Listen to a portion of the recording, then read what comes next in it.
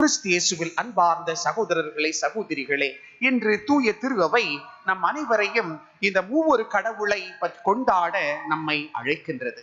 நம்முடைய குழந்தை பருவத்திலேயே நம் அனைவருக்கும் அறிமுகப்படுத்தப்பட்டவர் நம்முடைய இந்த மூன்று தந்தை, மகன், தூய ஆவியானவர் என்ற மூவொரு கடவுள்.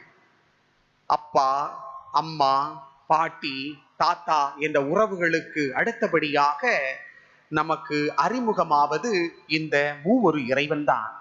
குழந்தை பிறந்ததும் நம்முடைய குடும்பங்களிலே அந்த குழந்தையை பார்க்க வருகின்றவர் அனைவருமே முதலிலே அந்த குழந்தையின் மீது சிலுவை அடையாளம் வரைவார்கள். மூவொரு கடவுளை அங்கே அந்த குழந்தைக்கு அறிமுகம் செய்கின்றார்கள். அது மட்டுமல்லாமல் அந்த குழந்தைக்கு திருமுழுக்கு கொடுக்கும் பொழுது அந்த குழந்தையினுக்கு பெயர் சூட்டி தந்தை, மகன், தூய ஆவியாரின் பெயரால் நான் உன்னை கழுவுகிறேன் என்று சொல்லி மூவொரு கடவுளுடைய அறிமுகம் அங்கே அந்த குழந்தைக்கு கொடுக்கப்படுகின்றது. அதே போல அந்த குழந்தை வளர்ந்தவுடன் அந்த குழந்தையை ஆலயத்திற்கு கூட்டி வருகின்ற பெற்றோர் அந்த ஆலயத்தினுடைய அந்த முகப்பிலே, ஆலயத்தினுடைய அந்த கதவுக்கு அருகிலே வைக்கப்பட்டிருக்கின்ற அந்த புனித நீரை தொட்டு அந்த குழந்தைக்கு தந்தை, மகன், தூய ஆவியாரை மீண்டும் அதற்கு அறிமுகம் செய்து வைத்து அதை ஒரு நம்முடைய குடும்பத்திலே தன்னுடைய வாழ்விலே இன்னொரு உறவாக அதனை மாற்றி அந்த குழந்தைக்கு அதனை அறிமுகம் செய்கின்றார்கள். ஆகவே மூவொரு கடவுள் நம்முடைய வாழ்விலே, நம்முடைய குடும்பங்களிலே, நம்முடைய தனிப்பட்ட மனிதனுடைய இன்னொரு உறவாக அறிமுகப்படுத்தப்படுகின்றார். ஆனால் நாம் வளர வளர, நமக்கு அறிவும் வளர வளர நம்முடைய சிந்தனைகள் மாறுகின்றது.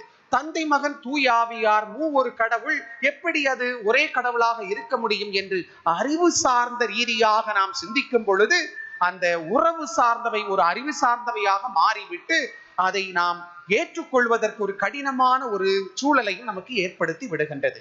ஆனால் ஆண்டவர் இயேசு இன்று நாம் கொண்டாடுகின்ற இந்த விழாவினை ஒரு நல்லுறவாக நமக்கு தந்துவிட்டு சென்றார்.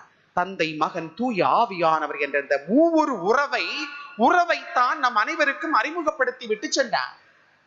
அன்பார்ந்த சகோதரர்களே, சகோதரிகளே, நாம் பழைய ஏற்பாட்டினை பார்த்தோமானால் இஸ்ராயல் மக்கள் கடவுளை கண்ணுக்கு பார்க்க முடியாதவராக, அறிவுக்கு எட்டாதவராக, அவர் தாமாக இருப்பவராக, அவர் நம்மை விட்டு தூரத்திலே விண்ணகத்திலே இருப்பவராக பார்த்தார்கள். அவர்கள் அவ்வாறுதான் கடவுளை இஸ்ராயல் மக்களுக்கு அங்கிருந்த அந்த இறை மனிதர்கள் எல்லாம் அறிமுகப்படுத்தினார்கள். கடவுள் தூரமாக இருப்பவர், நம்மை விட்டு தூரமாக விண்ணுலகிலே இருப்பவர், அவரை பார்க்க முடியாது, அவர் கடினமான தண்டனைகளை தருவார் என்ற எண்ணங்கள் எல்லாம் அந்த மக்களுக்கு புகுத்தப்பட்டது. ஆனால் ஆண்டவர் இயேசு கிறிஸ்து தான் தந்தை, மகன், தூய ஆவியானவர் என்ற அந்த உறவை நமக்கு மையப்படுத்தி அந்த உறவை நமக்கு தந்து இந்த உறவுதான் நம்முடைய கடவுள் என்பதை அவர் நமக்கு முன்னிலைப்படுத்துகின்றார். கிறிஸ்து இயேசுவில் அன்பார்ந்த சகோதரர்களே, சகோதரிகளே, நாம் குழந்தை பருவத்திலே நம்ம அனைவருக்கும் அறிமுகப்படுத்தப்பட்ட அந்த மூவொரு கடவுள் உணர்வுகளோடு, உறவுகளோடு பின்னி பிணைந்த அந்த கடவுள் நாம் வளர வளர, அறிவிலே நாம் வளர வளர அது எவ்வாறு தூரமாக்கப்பட்டதோ, அவைகளெல்லாம் மறைக்கப்பட்டதோ, அதே போலதான் இன்றும் நம்முடைய வாழ்விலே நாம் மூவொரு கடவுளை கொஞ்சம் கொஞ்சமாக தூரமே ஒதுக்கி வைத்து அதனை மறந்து கொண்டே வாழுகின்றோம். அன்பார்ந்த சகோதரர்களே, சகோதரிகளே, மூவொரு இறைவன் நம்முடைய உறவின் கடவுள்.